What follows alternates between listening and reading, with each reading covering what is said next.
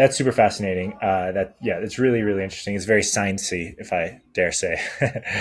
So, final product I'd like to touch on is the Raging Kush series. We got the Raging Kush II, which is a 70-degree lens, and the Raging Kush II as well. Yeah, they're both the Kush 2. No, you're good. So both Raging Kush 2s. Yeah, both Raging Kush 2. Only difference is in the lens technology. So when we came out with the Raging Kush 2, we really were thinking of tent growers. And at the time, we were starting to see this introduction of everybody going vertical.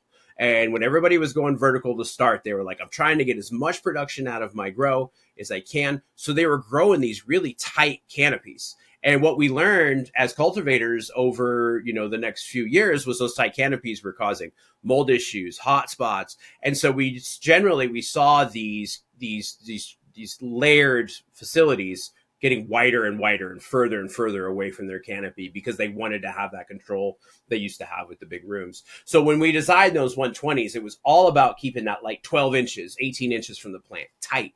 Make sure you weren't getting bleaching, make sure you weren't getting light burn, making sure the air was flowing through there. But as we saw these guys in these tiered facilities kind of moving up, well, the 120s were getting further and further away from the canopy, which is making them less effective. So what we did was we borrowed our technology from the Dragon Alpha and put those 70-degree lenses on the Kush to drive that light a different direction. This is the cool thing about secondary lenses is it's basically the same product. We can just drive that lens further into your canopy. So instead of taking that light from being optimized at 12 to 18 inches, now you have, 30 inches, 28 inches. These taller grows could use that same inlaid light to do the same amount of growth. So really that's the big difference between those two there is just the lens shape and how we're driving that light.